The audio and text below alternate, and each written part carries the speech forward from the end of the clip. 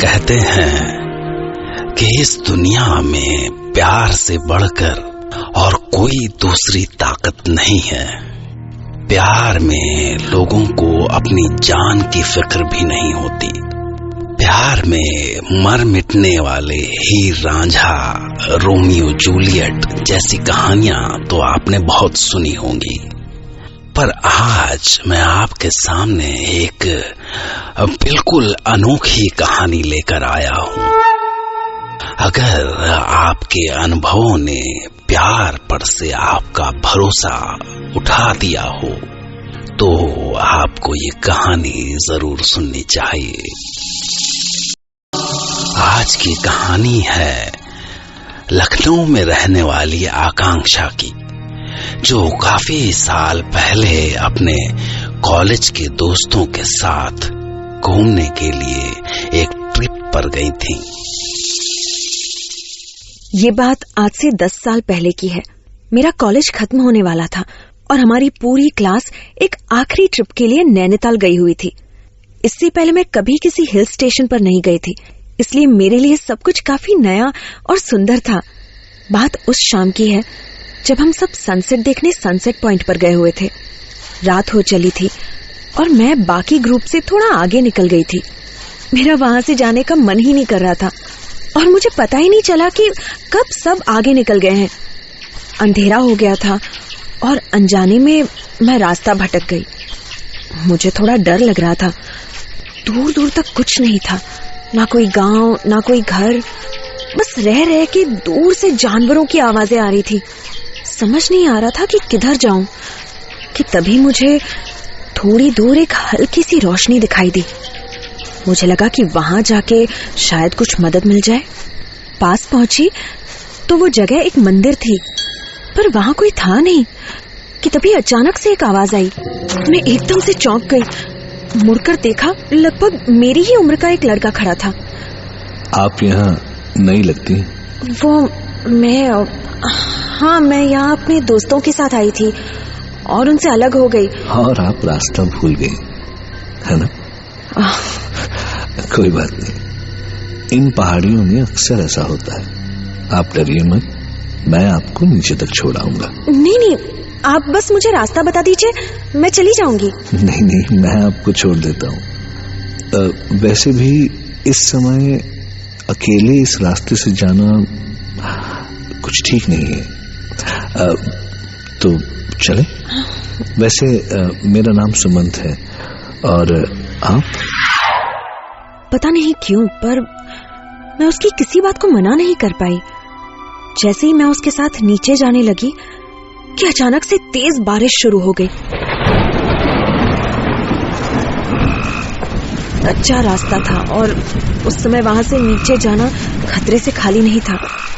सुमंत ने मुझे बोला कि इस समय जाना बहुत मुश्किल होगा। उसका घर पास में ही है, मैं उसके साथ वहां चली जाऊं। मुझे कुछ समझ नहीं आ रहा था। रात भी हो चली थी और मुझे डर भी लग रहा था। पता नहीं क्यों, पर मैंने उसे हाँ बोल दिया और उसके साथ चलने लगी। अरे संभाल के आइएगा, रही हाथ तैये, संभाल के आइएगा और घबराने की बिल्कुल भी जरूरत नहीं। मेरा घर यहीं पास में है। सवेरे होते ही मैं आपको नीचे शहर में छोड़ आऊंगा। उसका घर वहीं पास में था, पहाड़ों के बीच में छुपा हुआ। अगर किसी को पता ना हो तो वो पहुंच भी नहीं सकता।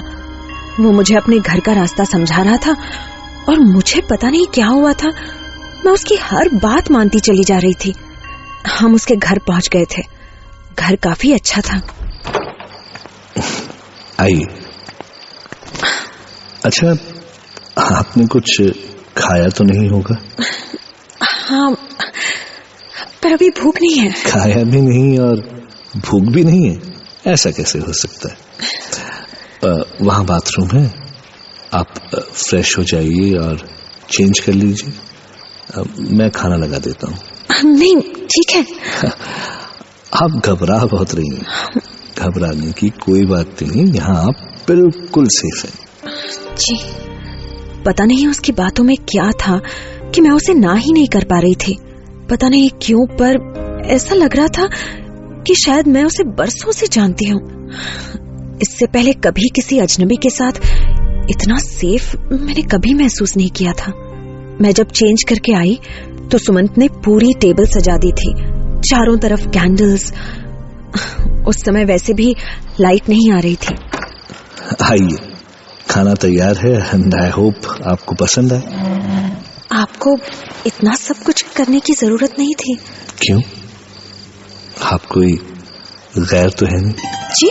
अब मेरा मतलब अभी कुछ घंटों से आप मेरे साथ हैं तो आप मुझे जान गई होंगी और मैं भी आपको। हाँ।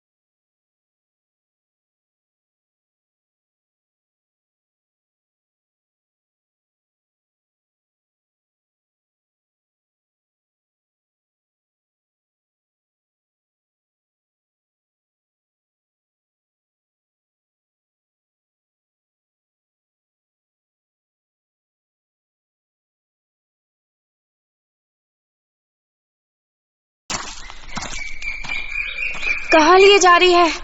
कितनी दूर आ गए, अब वापस भी तो जाना है। पता नहीं, यही तो था। वो मंदिर के पीछे था।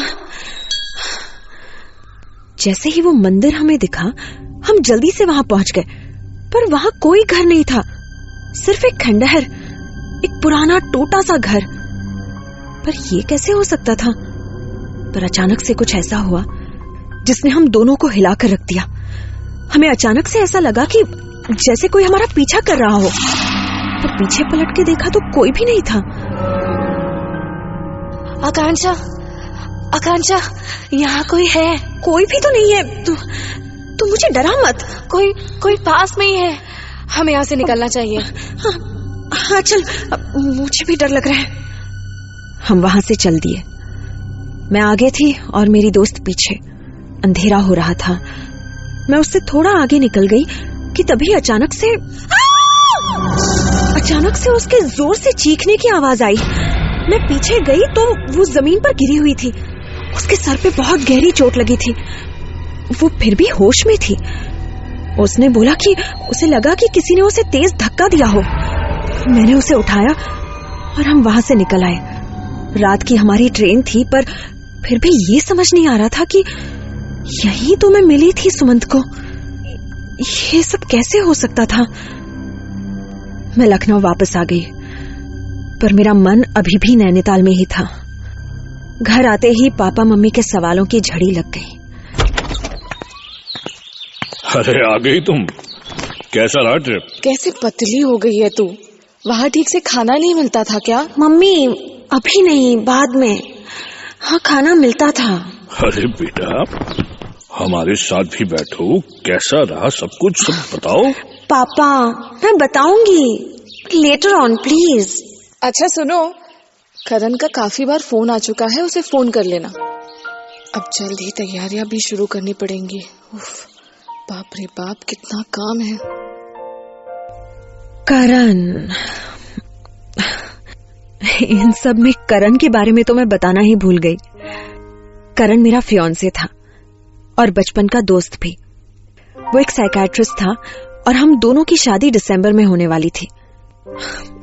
अजीब सी बात थी कि इतने दिनों में एक बार भी करण के बारे में सोचा ही नहीं। तभी करण का फोन भी आ गया और उसने बोला कि वो थोड़ी ही देर में मुझसे मिलने आ रहा है। मुझे लगा कि तब तक मैं फोटोग्राफ्स प्रोसेस कर लूं।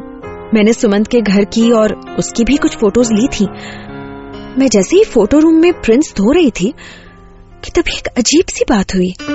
सुमंत की सारी फोटोज में से वो गायब था।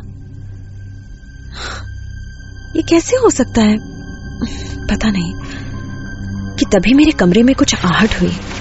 अचानक से लाइट बंद हो गई और मुझे लगा कि जैसे किसी ने पीछे से मेरे कंधे पर हाथ रखा हो। मैंने मुड़ के देखा तो कौन है? कौन? मैं। सुमंत, तुम? ये क्या? तुम यहाँ कैसे?